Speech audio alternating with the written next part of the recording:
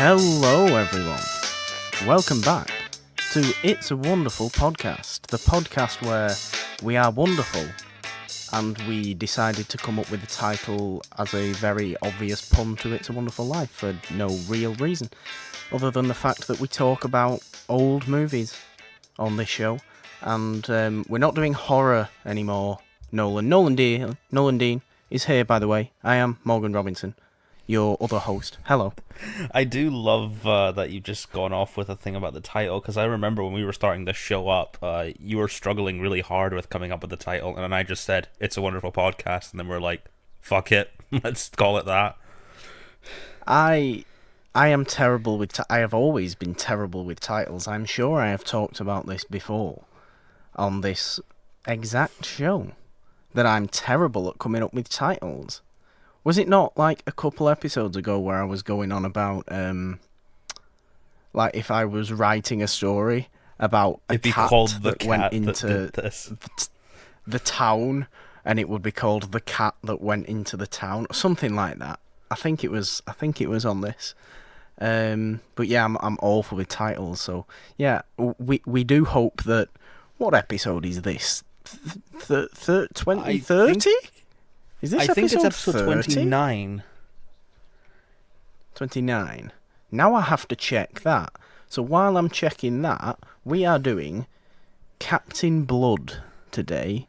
Erroll Flynn. Fuck, that is the one pirate movie that you said, because when you told me that was your pick, I went back through Twitter to find out what your pick was again, and the message actually wasn't there. But I knew the word blood was in the title, and it had Erroll Flynn. So I went to his filmography. I found a thing called Captain Blood, and I was like, I fucking hope this is the right one. Well done. Well done. It was the right one. Yes, you are right. This is episode 29. This is not episode 30. That will be next week. But yeah, Captain Blood. So our podcast is having its midlife crisis now. Midlife crisis at 29? In Scotland, I mean, if it was a footballer or an athlete of any description, it would have hit its peak already, which is very bad for us. Just as well we don't talk about sports. I mean, sometimes we do. Sometimes I like to bring up sports and you're just like, what? I have no idea what you're talking about. Which is a shame, because 15 minutes talking about last night's footballing victory would have been very nice. Even I heard about that. Would have been a very nice way to start off the show, but no, we can't do that, because we can talk about Captain Blood. We can talk about Captain Blood because only I would have any idea what was going on, talking about anything to do with sports. But yeah, pirate movies, Nolan. How do you feel about them? I mean, I'm not pretentious. I like the swashbuckling genre. I like a good old sword fight every now and then. Although pirates for me growing up was really just limited to whenever Peter Pan was on TV. I mean, I like that you bring up Peter Pan in terms of growing up with pirates, because of course we were 7 years old roughly when the first Pirates of the Caribbean movie came out. Yeah, but I never saw that in theaters. I don't think I did either, but I mean, obviously, and I never really got the whole Pirates of the Caribbean hype, even when I was younger.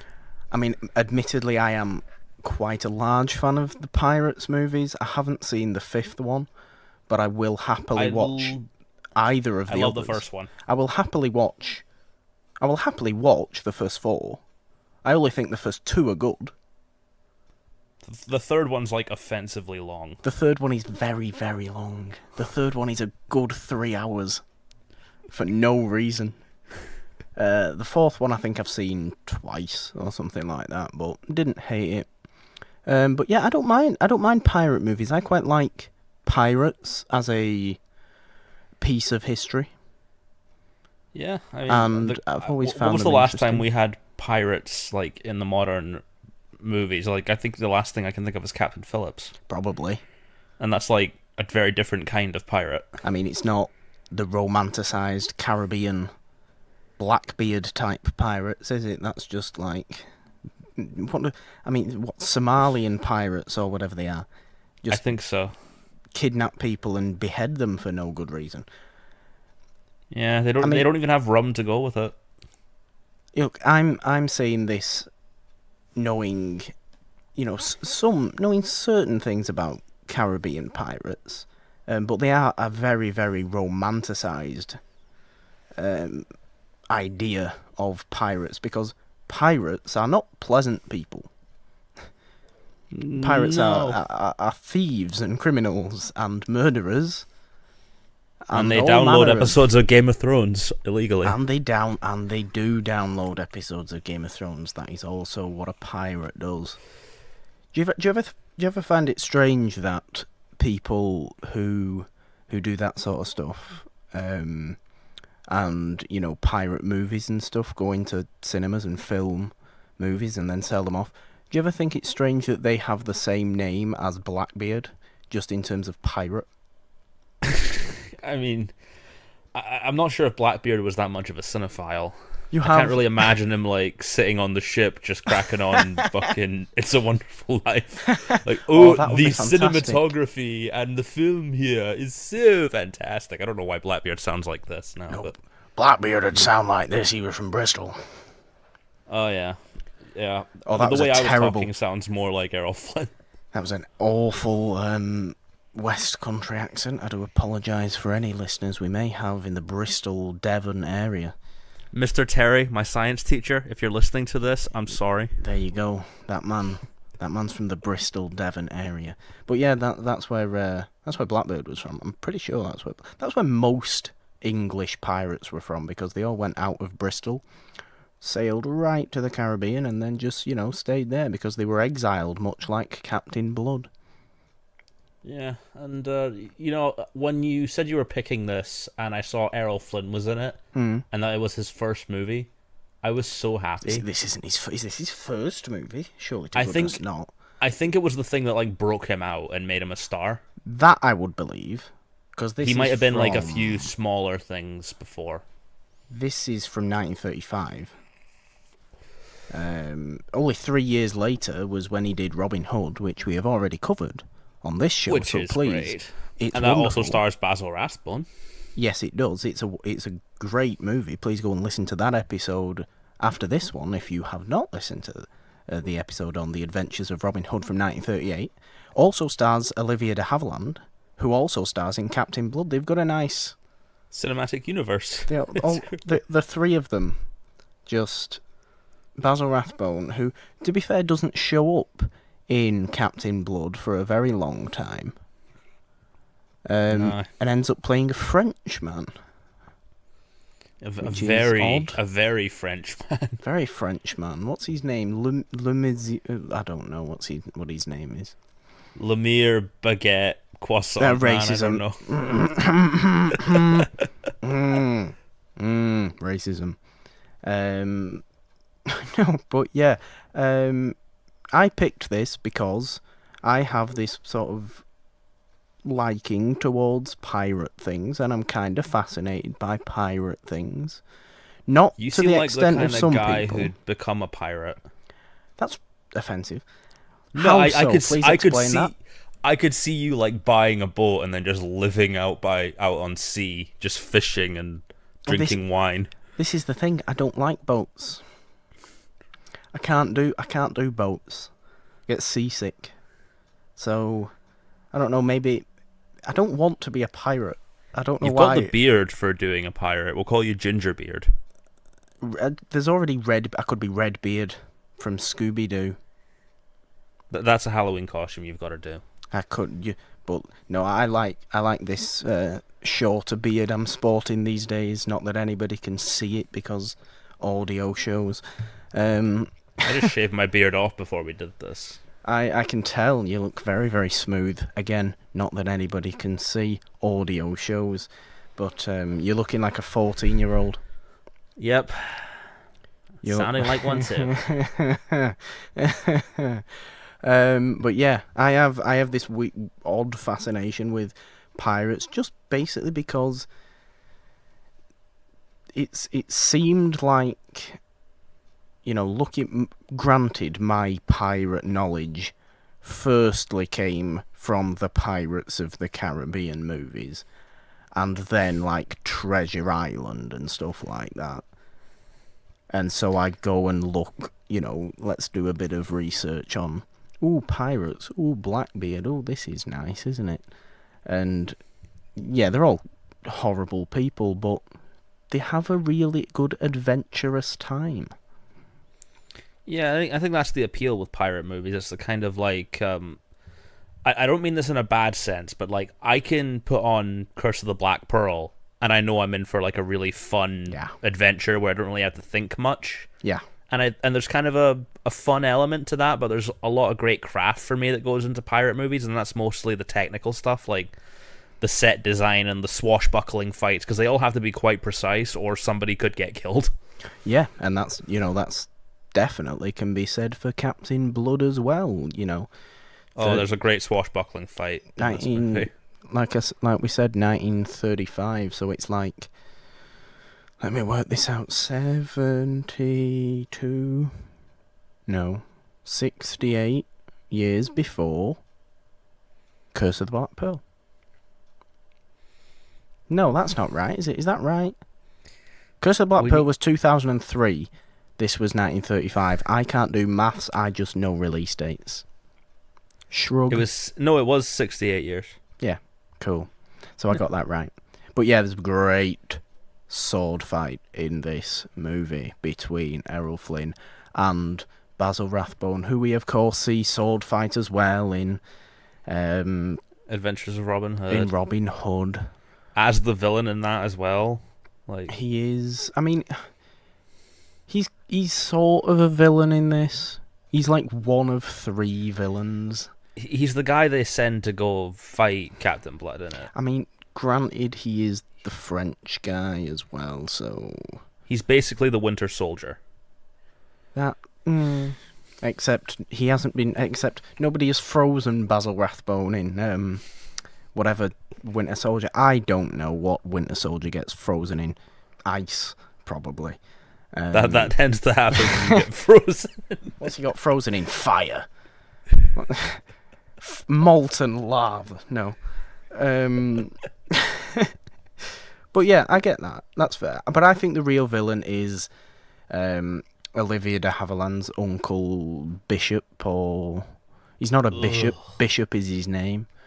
The brother of the original governor of Port Royal in some random Caribbean place. The same town that features in Pirates of the Caribbean, Port Royal. So that's nice.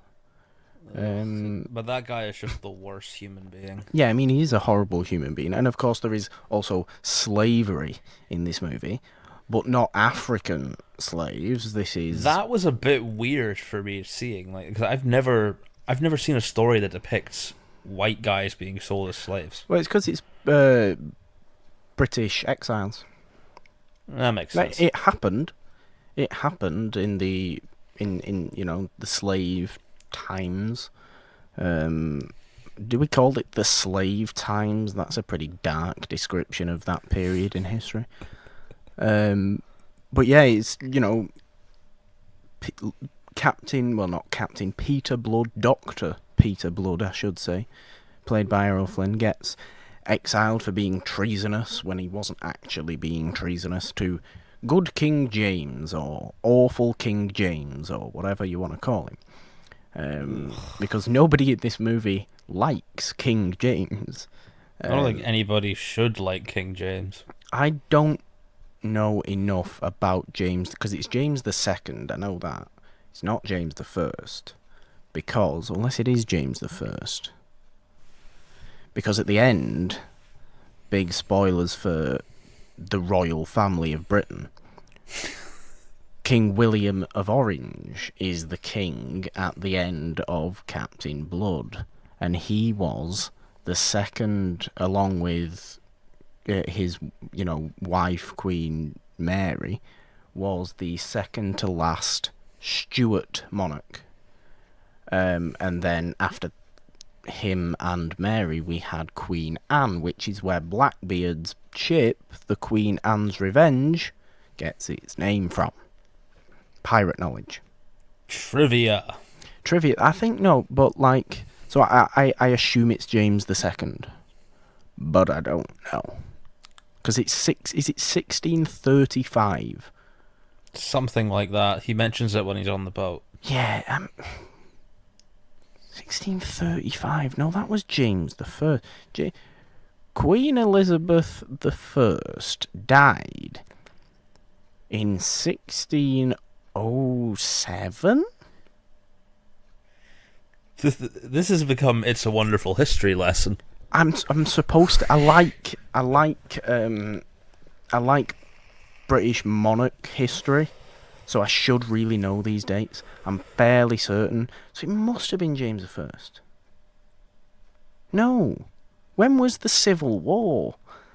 I don't know. Was that when Captain America fought Iron Man? I'm going to give up. I'm going to give up because I could just go on for ages and ages and ages and ages trying to decipher exactly which king was which.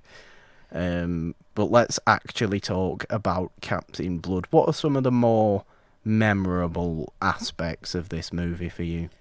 I mean, definitely Errol Flynn's performance. The guy's just... He's so charming, like, right from when he starts talking, you're like, I just like your smile, dude. You're a good dude. He's a very good guy. And weirdly enough, I was looking into Errol Flynn, and I didn't know he was Australian. Yeah. And I had to think of a modern actor who's Australian and very charming, and my mind immediately went to Hugh Jackman. The one Australian actor. Who's very charming. To be fair, Hugh Jackman doesn't not look like Errol Flynn. He could probably play Errol Flynn in a biopic, but then I found out Guy Pearce played Errol Flynn in a biopic. Oh, mind you, charming Australian actors, we of course have to bring up Hemsworth. Oh, yes. Forgot about that for a minute. I liked the character of Captain Blood, like, right away, because he seemed like the kind of guy who, he didn't really care what side you're on. He's a doctor first and foremost. He would always try and help you. Exactly. He's a good dude, who eventually gets exiled and sold into slavery, and falls in love with Olivia de Havilland because Errol Flynn always fell in love with Olivia de Havilland, and then, becomes a pirate, but is not like a scumbag pirate like Jack Sparrow is. No, he's just trying to save the other slaves. I think people gravitate towards Jack Sparrow as a pirate because he's weird and outlandish. He's a bit of a dick. And he is. He's not a nice guy. Jack Sparrow's not a nice guy. He's just a bit smart and clever, but also kind of an idiot who just happens to get stuff done mainly down to pure luck. Are we talking about Jack Sparrow or Johnny Depp? No, I'm talking about Jack Sparrow. Whereas, the earlier... I can't speak for other pirate films of this time. I think I think Captain Blood is definitely a huge inspiration for any pirate film that came after it. But Errol Flynn... There's a lot of Will Turner. Like, I can see Errol Flynn influencing Will Turner quite a bit. That's a much fairer argument. I like that. But because that's very similar actually, isn't it? Falls in love with the governor girl, becomes a pirate. Falls in love with the governess's daughter, or the governor's daughter. It's the same. Will Turner. This definitely took influence. Orlando Bloom is Errol Flynn. We have decided. Yeah. He'd be quite happy with that. I'm sure he would be. Who's the more attractive man? Errol Flynn or Orlando Bloom? Yeah. I'm more attracted to Errol Flynn. And who's the more attractive man, Will Turner or Peter Blood? Peter Blood, because Will Turner became a bit of a dick. So you're not a fan of the Orlando Bloom little goatee that Will Turner has? Little beard. I'd have to rewatch Pirates before I give a definitive answer. Little what does Will Turner say in Curse of the Black Pearl? These are my swords, and I practice with them 5 times a day. Why I don't know. Why am I talking about Will Turner? As we brought up, he's very similar to Errol Flynn. He is. I'm sorry. I'm off on one today. I like being off on one. It makes me have a much more fun time. when I'm slightly off on one. Have you been loading up on bread again? Probably. I mean, not so much. No more bread than usual. I'm sure everybody really cares that about my, carbohydrate intake. When they've tuned in to listen to us talk about Captain Blood, probably. And no one really cares what the hell I'm talking about. But no, it's a true swashbuckler in the sense that it is completely fun. It's never not fun. It's a real easy film to watch. There's no sort of... It's quite a simple film in terms of what it's saying about camaraderie, or, whether it's be good to your fellow man or stuff like that, no matter who you are. And then, of course, it has the big story as well of Peter Blood going from this exile and rising up and rising up and rising up. It's kind of like Gladiator in that way. I'm about to lose major cinephile points. I've not seen Gladiator. Oh, I think I've only seen Gladiator like twice. Does this mean you have no care at all for this Gladiator 2 nonsense that's happening right now? Oh god, that's happening? Allegedly, there is a Gladiator 2 being in the works. I'll be on board with it if it's a crossover with Alien. Crossover with Alien? Yeah. Well, just have put the Romans in space. Xenomorphs. No, just have xenomorphs like in the Roman times. That would be silly. That reminds me, no, that would be absolutely nonsense. No, I'm not about that at all. Stop it. Stop it. Stop that. Aliens mixed with gladiator. No, but Aliens yeah, as gladiators. I like the story of his rise to, to become a more prominent figure in the Caribbean colonies. I don't know why I'm not saying he becomes governor of Port Royal at the end. I'm now treating this as though, for some reason, we don't talk about spoilers of movies on this show, whereas in every single other episode, that is exactly what we do. We basically just talk... Honestly, if you're tuning into this, you might as well have watched the movie beforehand. Well, how could that happen? Because they don't know what the movie is until the episode is out. Well, this isn't really a movie where it hinges on knowing spoilers. It's more about the experience. No, and I think when a movie does hinge on spoilers that we cover, I think we are more careful then. Yeah, if it's like a horror movie or something. Yeah. This Captain Blood is a movie that you can just enjoy. Because it's a really simple story. I think with the more complex stories, we are less likely to say a lot about the story itself. But with movies like this... do you go to like blockbusters nowadays like thinking, I wonder if the hero's going to make it out alive? Of course they make it out alive. It's a fucking summer blockbuster. Yeah, that's true. This is... I think that's the kind of the same thing. A crowd pleaser is exactly what Captain Blood is. Because swashbuckling fights, ooh yay, excitement. A true 30s action-adventure film, and I love it every time. It's got the romantic angle, which you have to have in there as well. I love the two of them as a pairing, both in this and Robin Hood. Yeah, they have very good chemistry. I think they have really good chemistry. Olivia de Havilland, of course, still alive, like we mentioned in the Robin Hood episode, I believe 102 years old, so love you, Olivia. Go Olivia de Havilland. Well, love you. You're great. But Erroll Flynn is so goddamn charming that I think he could pull off chemistry with anyone. Not now, he's dead, but when he was alive, yes. I mean, not now he's dead. maybe Ghost Erroll Flynn could come back and... It could be... give... Who is an actress today that is incredibly uncharismatic? Uncharismatic? Let's think about... Who could Ghost Erroll Flynn come and make charismatic purely because of his own charm? In a movie today. There's a poser for you. Oh God, I'm thinking of all the actresses now, and I can't think of one that doesn't have a little bit of charisma. This is good radio. Ugh. High quality radio. Monday. I don't know, Amber Heard, maybe? Amber Heard. Don't bring Amber Heard up when you're talking about people playing pirates. Oh, Jesus Christ. Good Oh, God, you weren't thinking. I wasn't, no. That is a... Whew.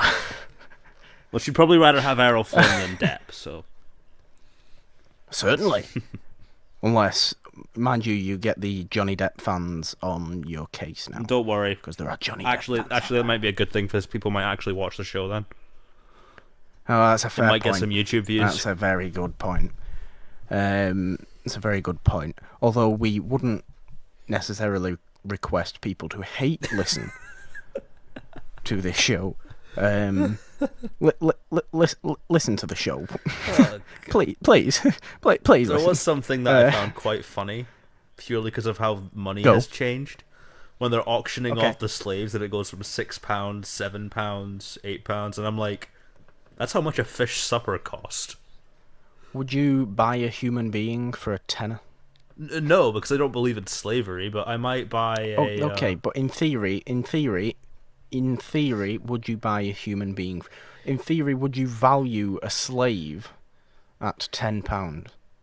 Because I would value a slave at maybe like £10,000. Why am I talking about the value of people? What? I did not see this when I was at your house. What slaves? No, are you I don't keeping? own any slavery is illegal. You are aware of that. I'm not a criminal.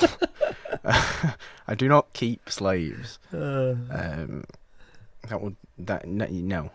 not even a little bit. But yeah, it's a nice auction. I was sad that they in that auction scene. I mean, I'm sad anyway because slavery. Yeah, fuck slavery. Isn't great. But that the auctioneer was not one of those real fast-talking auctioneers. Did you want like £10? Going once, going twice, going 3 times. I love that sort of stuff. I love it. So I don't know why. It kind of makes me laugh in just a really stupid way. The auctioneers that just never shut up, just £10, £5, going once, going twice, and sold. And it's just, what have you just said? I have got no idea what you have just said, sir, but I enjoyed it. You're like me when I go to fucking bingo nights. Do you go to bingo nights often? There's one in Cyprus that really sucks, but I like to go ironically. Legs 11. Yeah. Mine. Oh wait, I got an 64. I got an answer to your uncharismatic question. The woman who fucking handles the bingo nights at my local in Cyprus is about as charismatic as a block of wood. And Ghost Erroll Flynn haunts the bingo hall in Cyprus. This one random bingo hall in Cyprus. Do Americans have bingo halls? I don't know. No, they don't. I'm pretty sure they don't. Is bingo a thing in America? Bingo's a thing. Bingo's a thing anywhere. I think bingo's just stupidly huge in Britain. It's the worst thing to go to a bingo hall.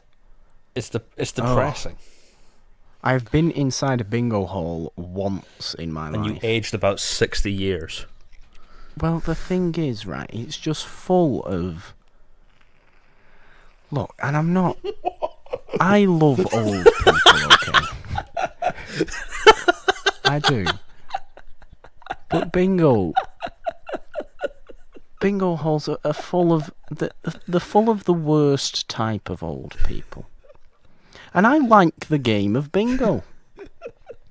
I like playing bingo. I just don't like bingo halls because when somebody wins, they shout out like nobody's business and scare everyone to death because everyone's concentrating on the numbers that they have to, draw a line through or do whatever. And And then you get someone sat next to you he's got a full house or whatever he's got, and he just shouts at the top of his lungs, and it's annoying. God. Sorry. Well, this got from pirates to bingo to King James II and William and Mary of Orange.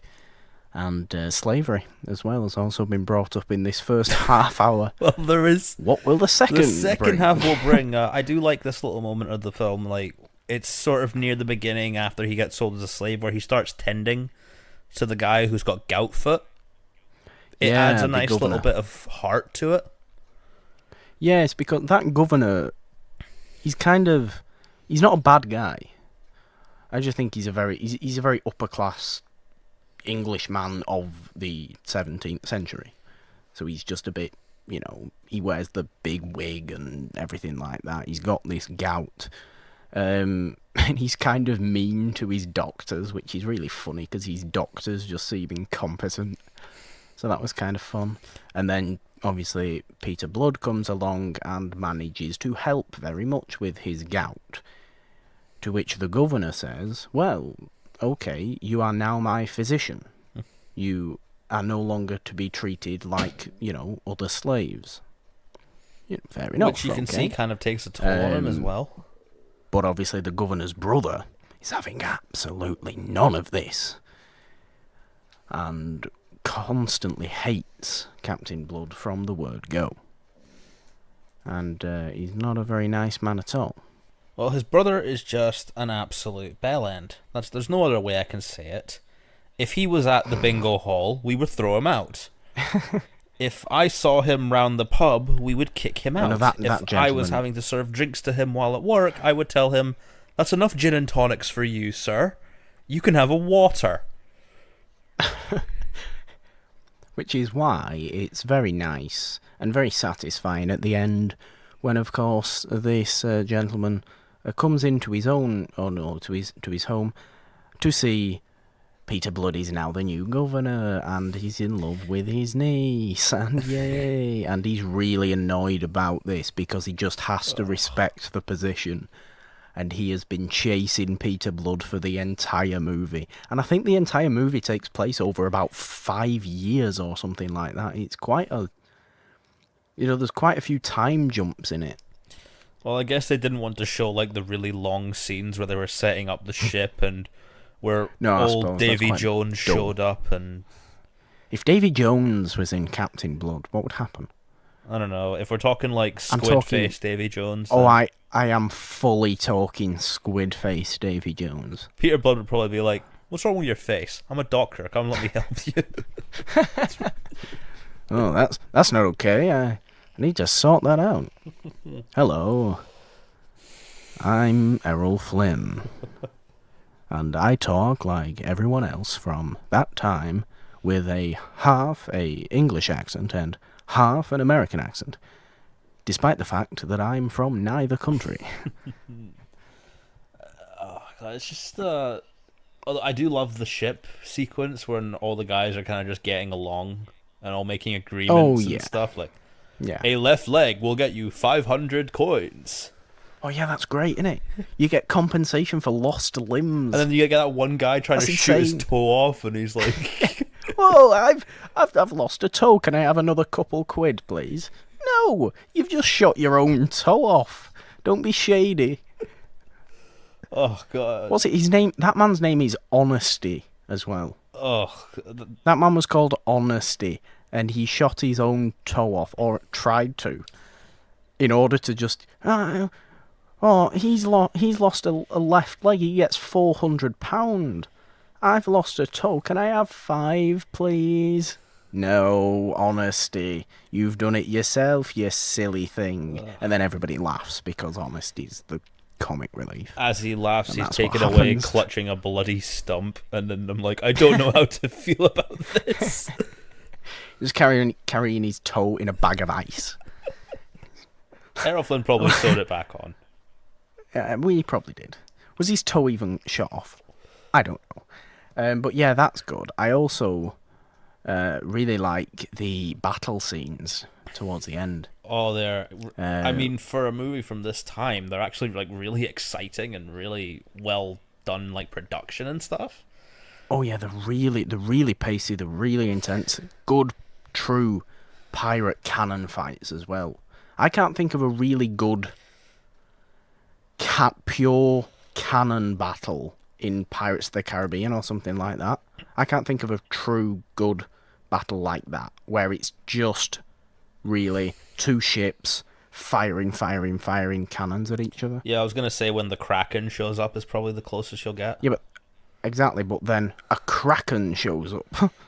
If a Kraken showed up in Captain Blood, like they're screwed. Yeah, Pirates of the Caribbean is somewhat of a supernatural story. Yeah. Captain Blood is a fairly realistic story in terms of the the journey, not necessarily the it all goes right in the end for this slave exile who turns a pirate who ends up being governor of a British colony. Like, that wouldn't happen. But there's no krakens, there's no squid monsters, there's no curses, which is a shame. There is gold. There's plenty of gold, there's plenty of pieces of 8, there's plenty of people shouting the word I. There's plenty of camaraderie, friendship. There's plenty of floppy hats. Plenty of Caribbean beaches. Tortuga shows up, which is the famous pirate-run port of the Caribbean, that does actually show up in a very dingy sense in Pirates of the Caribbean. Now, speaking of Pirates of the Caribbean, were you aware that the Pirates of the Caribbean ride at Disney is about 10 minutes longer in Disneyland, California, than it is anywhere else? I get it. You've been to LA. No, I'm just saying, like, it fascinated me. It's so much longer. It's so much longer, and it's so much better. I mean, it's a fantastic, theme park ride anyway. It's very pirate-filled, obviously, because it's Pirates of the Caribbean. No, that's something that, of course, didn't show up in Captain Blood, was the song Yo Ho, A Pirate's Life for Me, because it didn't exist. No, but what did exist was... I mean, was Erroll Flynn. You were talking about that uncle guy, and God, he's a dick, but there's that one scene that just solidified him as a dick for me, where Captain Blood... Was it by any chance where he was whipping a slave? Yeah, and Captain Blood, like a nice man, goes out to help the slave, and then the guy's like, I know the guy likes you, and I'm not going to be soft on you. I'm going to tie you up right now. And I'm just like, fuck off, you Blackbeard wannabe prick. Those words left my mouth as soon as it was coming on. Oh, that was the reaction. Yeah. That was the reaction. I usually tell a lot of characters to fuck off. I mean, might be a bit aggressive. If they're this guy, they deserve it. I mean, not necessarily. It might not be aggressive, though. I mean, you've seen what I'm like when I'm watching movies. Yeah, I have. I have seen that. I have seen that. Although you don't disturb people in a cinema, which is very good etiquette. Yeah, that's just I hate those people too. You're not one of the people that screams out in the middle of a movie, and tells a character, "Don't go in the closet." Oh no, Samantha, or whatever. You're not one of those people, but you do tell a lot of people to, and I'd like you to say it again. I do tell them to fuck off, you Blackbeard wannabe pricks. Yes, despite the fact that, of course, this character hated pirates. He, for some reason, according to Nolan, still wanted to be Blackbeard, and also considering that Blackbeard didn't exist in this time, he was much later. He had a black beard. I thought, you're a Blackbeard wannabe. He did have a black beard. Blackbeard? What was it? What? Blackbeard lit his beard on fire. Did you know that? He should have been called Cinderbeard then.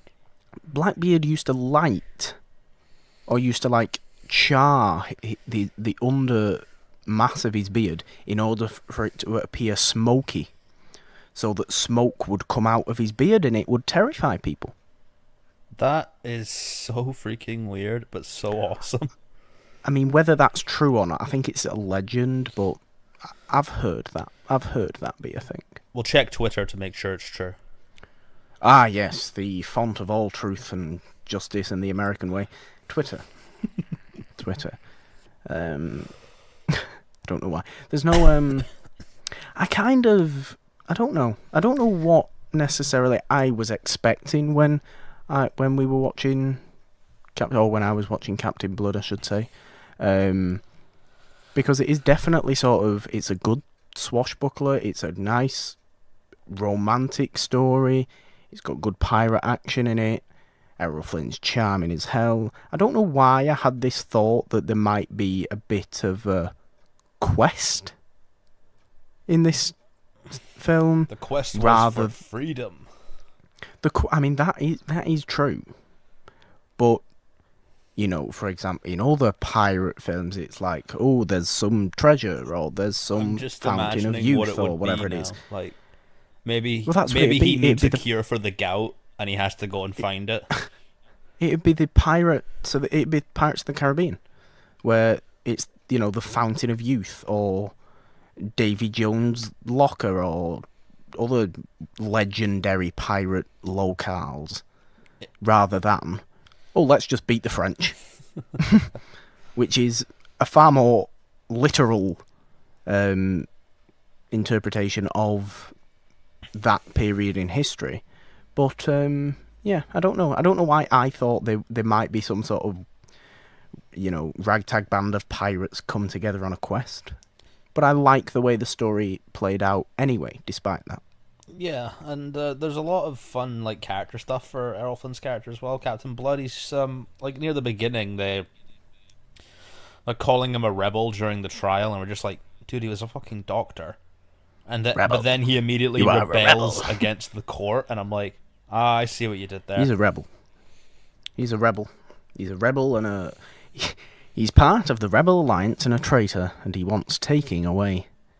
Oh God. He does all those things. He does. And, to be fair, those people in the court, though, I mean, I swear that judge was a horrible human being. I like Captain Blood's defense, though, was that if I was not a physician, how can I tell that you are a dying man? To which the judge is just like, he may have got me there, but I'm not gonna let him get me. Away with you, exile. They're just the worst kind of people, though. Yeah, exactly. But this is, you know, this is a rebellion. This is a feudal time. People in places of power were not necessarily nice. No, they weren't. In 1635. No, they were just, they wore a lot of wigs, and they sentenced people to death. They did wear a lot of wigs. There is a lot of wigs, to be fair. There is a lot of wigs. What is the fascination with them wearing wigs? I should know that. I think it's probably, I don't know. I just think the easy answer is it was fashionable. They look ridiculous. I know they look ridiculous now, but if you were alive in the mid-1600s and didn't wear a wig, you would have been a very low-class person. Well, I know who we have to ask for this. Raoul, did you wear a wig when you were born? When you were alive during the years 1640 to 1664, because of course you died at the age of 24, like most people did. Were you wearing a wig, or were you not wearing a wig, and were one of the lower class people? Who knows? Who knows? I feel like Raoul was wearing a wig, but he like styled the wig till he would look different. How would he style the wig? How would you style a wig that was if I had a wig that like was that, like one of these wigs? I'd probably would you spike it upwards like Marge Simpson? Yeah, sort of, but like more a mohawk style. Right. Okay. Punks didn't exist. Well, I would make them exist in the 1600s. You would have to time travel. If you invented time travel, please go back to 1635 with a mohawk and see what people say. See if people, burn you for a witch, because they probably would. Yeah, that's cool. I've been watching Sabrina. I know how to tackle that kind of stuff. How is Sabrina? Is it okay? It's quite scary. Like, Really? It's Is it actually scary? It's definitely not Riverdale. Oh, fair enough. Did you watch Haunting of Hill House? I haven't yet, no. You need to. I will watch it as soon as I can. This is a requirement. This is a requirement of you. I'm sorry, this is another tangent. Haunting of Hill House is wonderful, okay? It's great. It's just awesome. I'm not going to go into it because you haven't watched it, but you need to watch it. It's great. I only just finished Daredevil like last week. See, I have only watched one episode of season 3 of Daredevil because I was watching Hill House first. I see. Anyway, back to Captain Blood. Should we talk about Basil Rathbone's French accent? I mean, we could, but it'd just be like, this is... Ooh la la, this is, mon chéri. Why do you sound like how I imagine Gambit sounds like? Because I am from the Bayou.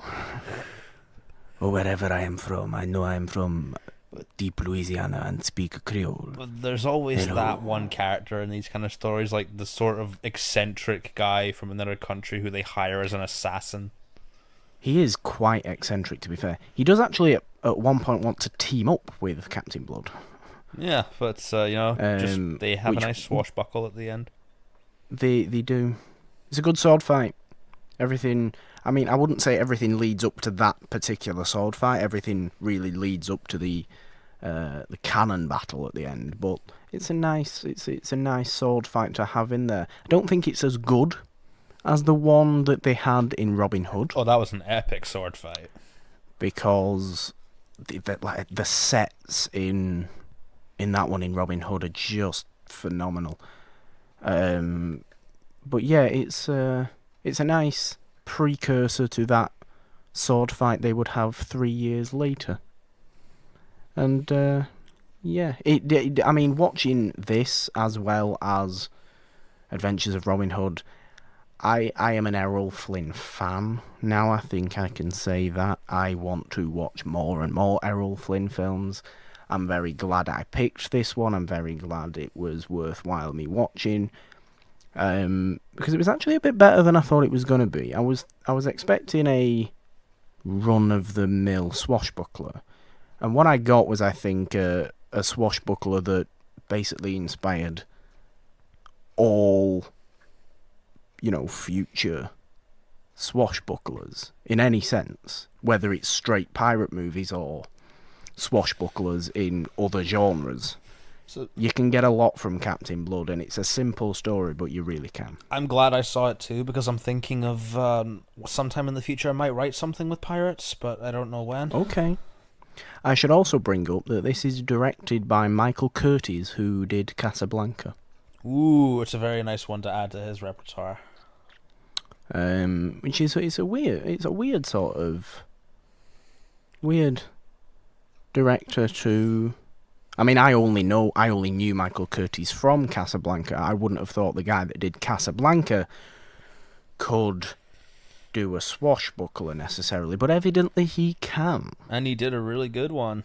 I mean, the romance is still there that he nails in Casablanca. And the soundtrack is amazing. Granted, that's true actually. The score is great in Captain Blood. I like that. The score in Casablanca is something else. Would you purchase an Errol Flynn Funko? When would they ever make an Errol Flynn Funko? I am getting annoyed with Funko these days. I am getting slightly annoyed with Funko these days. They keep announcing things that I do not care about. Please announce things that I do care about. Where I need older Funkos. I need Funkos from older things. I need a Vincent Price one and an Errol Flynn one. I need a Vincent Price Funko. Just any price, just price. I just need one, and there just isn't going to be one. Yeah, no one wants to buy And your it Fortnite annoys me. Funkos. There are so many. There are so many Funkos. The thing is, people will buy them because it's huge, and nobody cares about stuff. Which is why we do this show, Nolan. Yep. To force people to care. We're forcing you to become Erroll Flynn fans with us. We are forcing you. We are not forcing anyone. Let's just make that clear. We just want you to acknowledge the good stuff that came maybe before you would usually think about movies. Yeah, which is why we do this. And yeah, it's good. I was talking about Casablanca, wasn't I? Casablanca. I don't know why I was talking about Casablanca. Like I said, I'm in a very sort of fluttery state of mind today, where my mind is a bit all over the place, and I'm talking a bit quicker than usual. I promise you, I have not taken anything. I've lived with you for a week. I know you've probably taken at least several cups of caffeine. That's true. I have had. Mind you, I have only had 3. I've had 2 cups of tea and 1 cup of coffee. It's not as though I've had like 6 cups of coffee. I kind of want to watch Casablanca now, but it's also... Right, here's a question. Is Casablanca depressing or not? I mean, kinda, but... Or does it depend on your feelings towards the idea of love? I think it would go for that. Every experience is different for each person.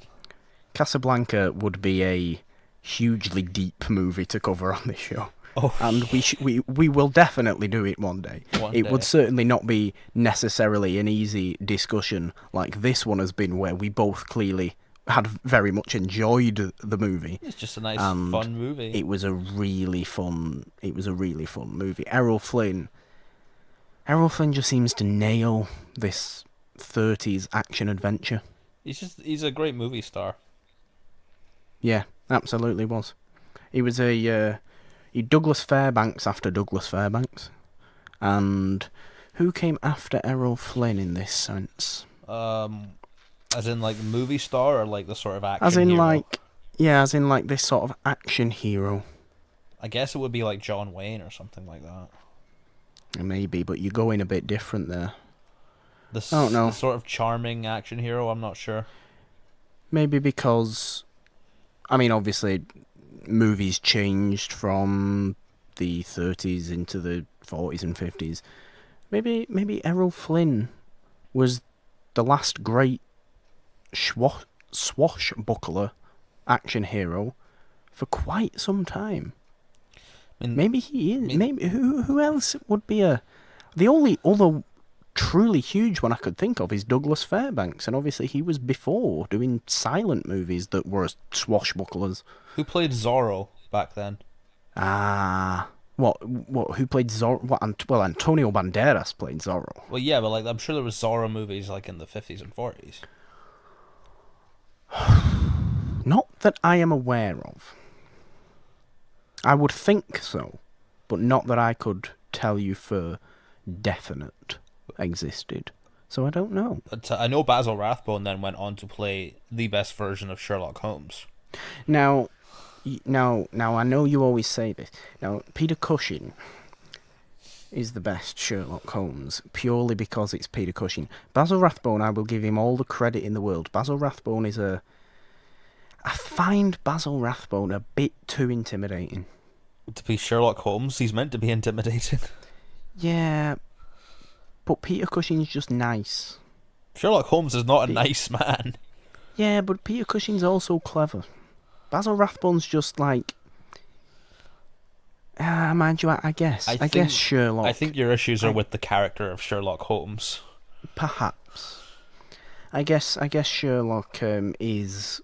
He's kind of a guy that when he walks into a room, he owns that room now. Imagine Errol Flynn as Sherlock Holmes. No. Errol Flynn would have been a good Moriarty. Errol Flynn? I don't know. I don't know. No, I would have liked to have taken like the swashbuckler hero and turned him into like Sherlock Holmes' arch nemesis, since him and Basil Rathbone were always nemesises. Nemesi. Nemesis. Is it Nemesis? Is it enemies? Nemesis. Anemone. Yeah. Besides Anemone. besides Uncle Guy, who looks like Uncle Guy. Who's Uncle Guy? Uncle Guy is Uncle Dickhead, who looks like Lord Farquaad. Uncle Guy. Guy Fawkes. No, not that guy. Uncle Guy. Uncle Guy. Guy. Who else is named Guy? Guy Pearce is a silly name. Uncle Guy Pearce. Who played Errol Flynn in a biopic. Did he? Yeah, in the 90s. Well, it all comes full circle. I love that. What a great way to maybe end the discussion. All coming full circle. Uncle Guy Pearce. Everyone's uncle. The world's uncle. Guy Pearce, for some reason now. Played Errol Flynn in a biopic. And Captain Blood is a great movie. And you should all watch it if you are listening to this silly show. You should. Because it's fun. And it's nice to go and watch action-adventure movies from the 30s because they are great. And you can actually tell that effort has gone into it rather than going watching the same old whatever movie's out today. I don't like movies anymore. Well, what's come out of the cinemas this week? The Grinch. Oh yeah, so it has. Fantastic Beasts is next week, isn't it? Yes, and I have my robes over there. Oh, you're going dressed up. Oh yeah, I'm wearing Hogwarts robes, but I'm not going to wear the hood when I'm walking to the theater, because if you put the hood up, it looks a bit like KKK. Oh, and I'm like, no, I'm not going to walk down Scotland wearing that. It's not white though. No, it's black, but still, like, I don't want to freak people out. No, I'm sure people looking at you would not. Mind you, you are white, which is a problem. Yeah. No, I have my wand. I who have knows? my Hufflepuff scarf. Every white man in a hood, a pointed hood, is of course a member of the Ku Klux Klan. Of the Klan, which I am not a member of. I despise those assholes. No. I should hope. No. I don't think that needs to be said. Really, does it? I think that really goes without saying. That you're not a member of the Ku Klux Klan. Yes, me. Which I can never say because my tongue is too large for my mouth. Yes, me, the gay man, is a member of the Ku Klux Klan. You, the gay man. I, the gay man. I'm a member. No. Anyway, Nolan, do you have anything else you would like to say about any part of Captain Blood? Do you like the title? It sounds actually kind of sinister when you see it at first. It does. It sounds a lot more violent than it is. But no, it's just blood is a natural part of life. He's got a natural charisma. I don't know where I'm going with this. Blood is a natural part of life. I think you were thinking of death. This is what happens when I go for an allegorical thing and then I sound like a fucking idiot. You're supposed to be a writer. What's gone on? Have you just been burnt out by finishing Moonflower? Yeah, and I've been burnt out by rereading it like 10 times this week, trying to find mistakes. Try and not be too critical then. Try and be just nice and easy. Let's not. That was a big heavy breath into the microphone that I'm sure everyone appreciated. Sorry for those people listening with earphones now. No one's just blown in your ear for some reason. Don't ask me why he's done that. He's just blown in my ear. You could ask my boyfriend why I do that. Well, I don't want to do that. I don't want to ask anybody about anything like that, to be perfectly honest. But yeah, don't try an allegorical ending if you're gonna say blood is a natural part of life, which is not the phrase at all. I know. It's so...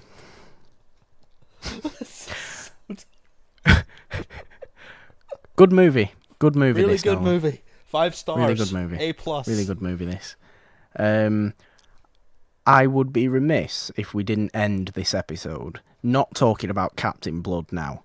But Did you hear the news about Shrek? Oh, the worst possible people are rebooting it. Did you did hear this?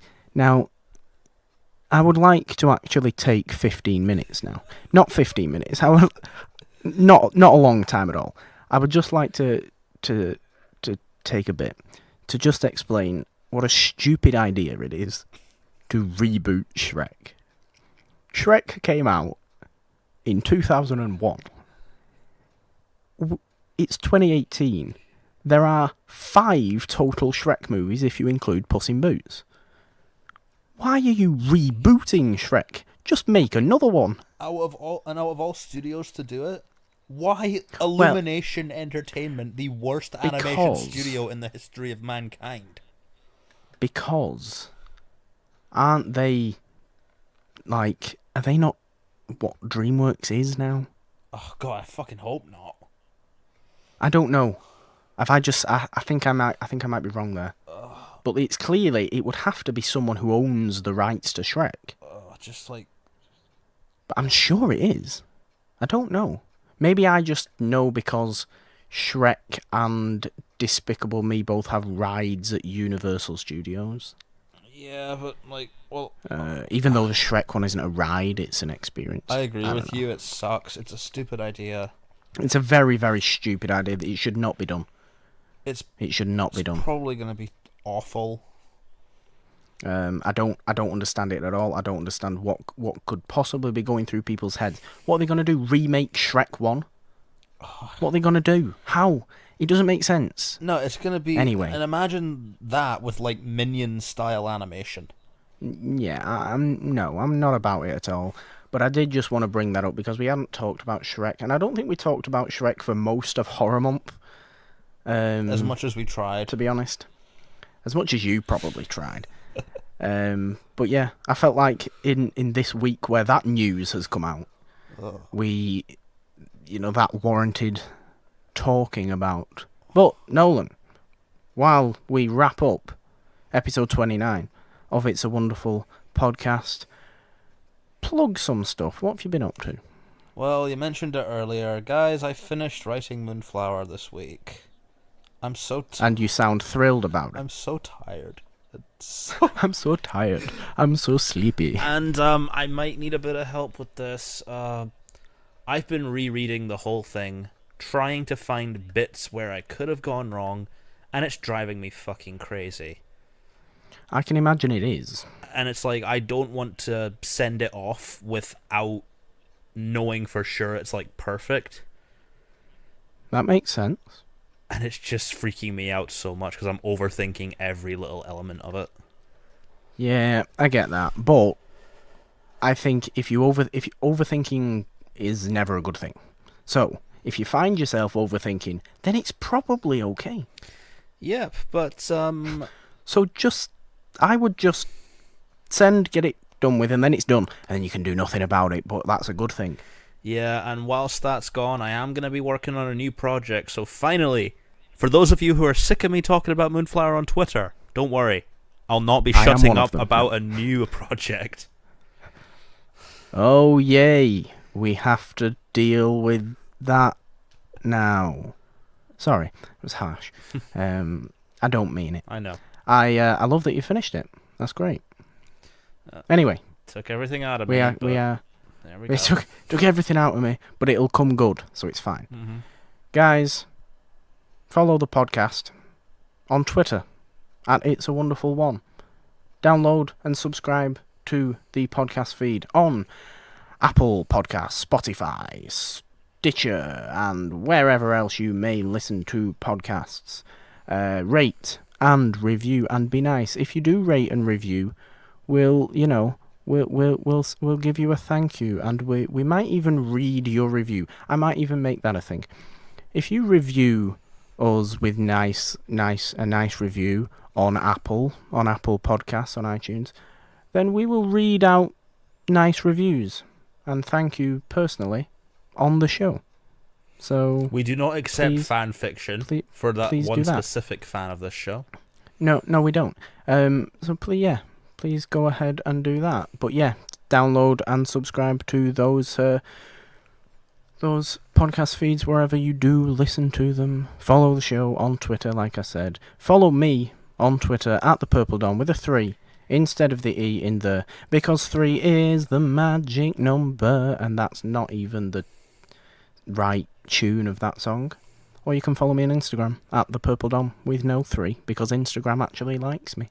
Nolan, where can people follow you on Twitter? They can find me at NolanDean27, where I am currently sharing bits of Moonflower, going to be talking about my new project, and probably sharing videos of Mick Busted that I found, because Busted are coming to Glasgow next year, and I'm very excited. That's a stupid reason to be excited. Well, you're not. No, it's not, to be fair. Busted were a phenomenal part of my childhood. I bet they were. I'm all about it. Guys, thank you for listening to episode 29. I like talking like this because it has some sort of effect on people. Oh, jeez. And I will stop now because it's annoying. Thank you for listening to episode 29 of It's a Wonderful Podcast. Nolan, see us out. If you ever find yourself on a pirate ship, don't shoot your toe off. It's stupid. See you guys. Bad idea. Bye, guys.